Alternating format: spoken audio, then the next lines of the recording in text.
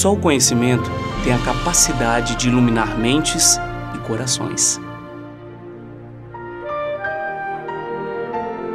Aqui em Mato Grosso, um dos maiores símbolos do conhecimento histórico e intelectual é a Casa Barão de Melgaço. Localizada na rua de mesmo nome, hoje ponto de encontro da nata erudita de Mato Grosso, foi construído entre 1775 e 1777. No século XIX, recebeu seu mais ilustre morador, Augusto de Leverger, francês naturalizado brasileiro, que defendeu o país na Guerra do Paraguai e governou o estado por 5 mandatos, quando já era conhecido pelo título de Barão de Melgaço. Construída em estilo colonial, a casa passou por diversas reformas, a mais recente em 2006. Hoje, o estilo neoclássico predomina na edificação, tombada desde 1998 pelo Instituto do Patrimônio Histórico e Artístico Nacional. A casa abriga duas das mais importantes instituições em se tratando da preservação do conhecimento e da memória intelectual: o Instituto Histórico e Geográfico de Mato Grosso e a Academia Mato Grossense de Letras. Embora sejam duas instituições distintas, ambas partilham entre si mais do que um local, partilham seus bens intelectuais, o que chamamos de Arquivo da Casa Barão de Melgaço. O Instituto Histórico e Geográfico de Mato Grosso foi fundado em 1º de janeiro e instalado em 8 de abril de 1919 por Dom Aquino Corrêa, que foi também seu primeiro presidente. Seu lema é "Pela pátria conhecida e imortal", frase que em latim estampa o seu brasão. O Arquivo da Casa Barão de Melgaço é o principal centro de documentação e memória de Mato Grosso. E sua guarda, organização, divulgação estão a cargo de uma curadoria. É uma importante fonte de pesquisa para estudantes, jornalistas, historiadores e demais pessoas interessadas em seus documentos.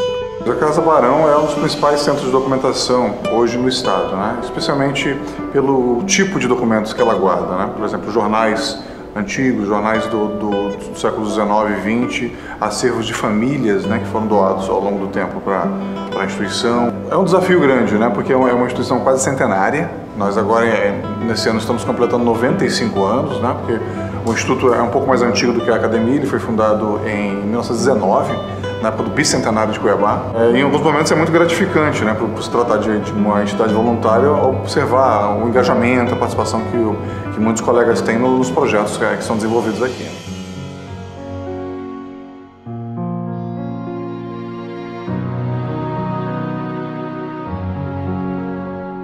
A Academia Mato Grossense de Letras, criada em 7 de setembro de 1921, é a mais antiga instituição literária do estado.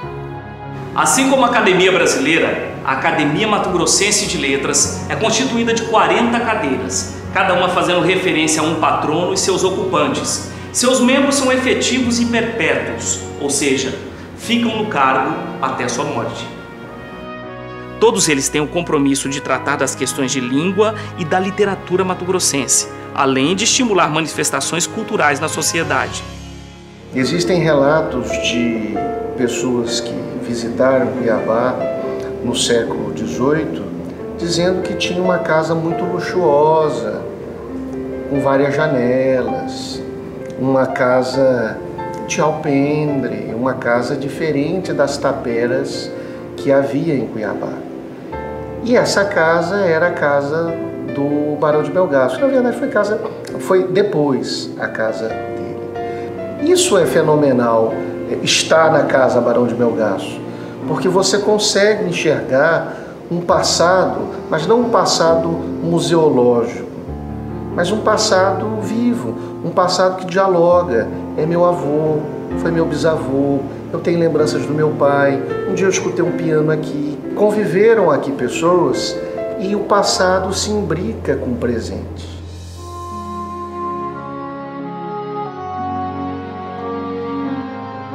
Por unir duas grandes instituições intelectuais, a Casa Barão de Melgaço é lar do mais vasto, raro e precioso acervo histórico e intelectual do estado.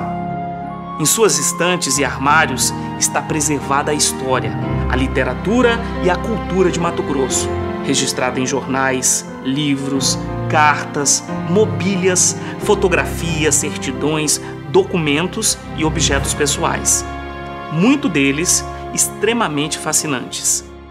Nós muitas vezes passamos por uma obra, por um autor e sequer conhecemos o conjunto da sua produção. Então, o arquivo da Casa Barão de Melgaço, ele abriga uma pleiade de intelectuais, de pessoas que produziram não só livros, mas escreveram em jornais, escreveram poesias, fizeram mapas, plantas, tiraram muitas fotos, acumularam uma biblioteca. Por exemplo, nós temos todo o trabalho do Barão de Melgaço, da Alencourt, que são Ricardo Franco de Almeida Serra, que fez os primeiros fortes e fortalezas em Mato Grosso.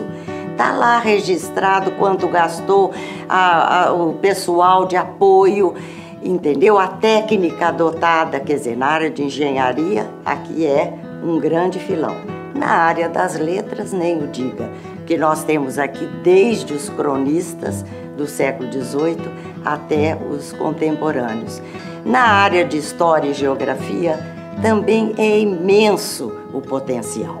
Então, nós temos recebidos alunos mestrandos, doutorandos, que encontram aqui material que não encontra, por exemplo, nos arquivos públicos, nas hemerotecas, bibliotecas. Ele vai encontrar aqui uma raridade de documentos e de fontes de maneira geral.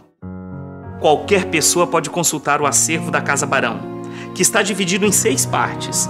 No acervo fotográfico, você fará uma viagem no tempo através de imagens, como esta, que mostra Dom Aquino Corrêa junto com índios bororos no Colégio Salesiano.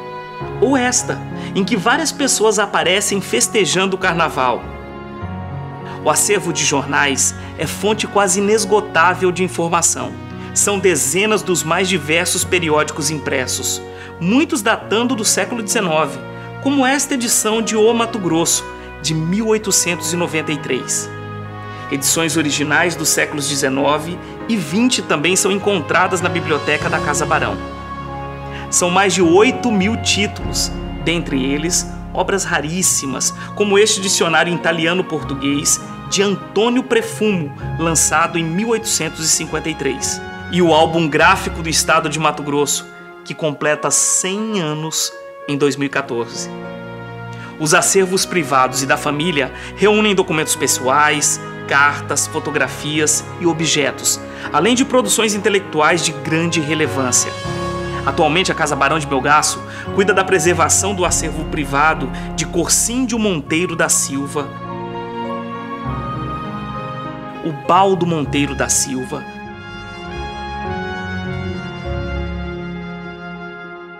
Newton Alfredo Aguiar, Amidicis Diogo Tocantins, Ramiro Noronha, Gastão Miller e Luiz Felipe Pereira Leite. E dos acervos das famílias de Estevão e Rubens de Mendonça. E da família Rodrigues, representada por Firmo José Rodrigues e Maria Deschamps Rodrigues, a Dunga. Entre os acervos institucionais preservados pela Casa Barão, destacamos a coleção do Instituto de Pesquisas Dom Aquino Corrêa, órgão ligado à Cúria Metropolitana da Arquidiocese de Cuiabá.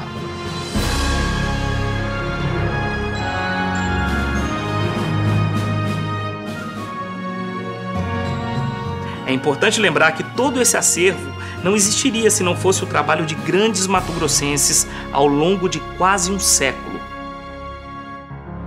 Aqui funcionou o Tribunal de Contas pela primeira vez em Mato Grosso. Aqui houve vários movimentos importantes, literários, musicais, havia sarau, domingo. Nós queremos dizer o seguinte, olha, a academia não é dos acadêmicos. A academia é de vocês. Apadrinhem a academia. apadrinhem o Instituto Histórico, tomem como a sua casa, vamos cuidar para que um casarão do século XVIII possa ser frequentado. Esses acervos, esse odor, essa produção, esses livros antigos, muitos deles até precisando de restauração, os quadros, então tudo isso dá ao pesquisador e a qualquer ser humano a ideia de que nada começou hoje. Por se tratar de uma entidade voluntária, né? Então a dedicação é fundamental e é de acordo com o tempo que cada um tem, né? A palavra voluntariado já vem de vontade, né? Ou seja, faz-se aquilo que você tem vontade. Tudo começou num passado remoto e que nós devemos aos que nos antecederam uma gratidão por todo esse contributo que eles nos legaram. Por isso, tanto o Instituto Histórico e Geográfico quanto a Academia Mato Grossense de Letras prestigiam e reconhecem a importância de seus associados. Pessoas que dedicaram suas vidas a fim de manterem vivos os valores intelectuais do Estado.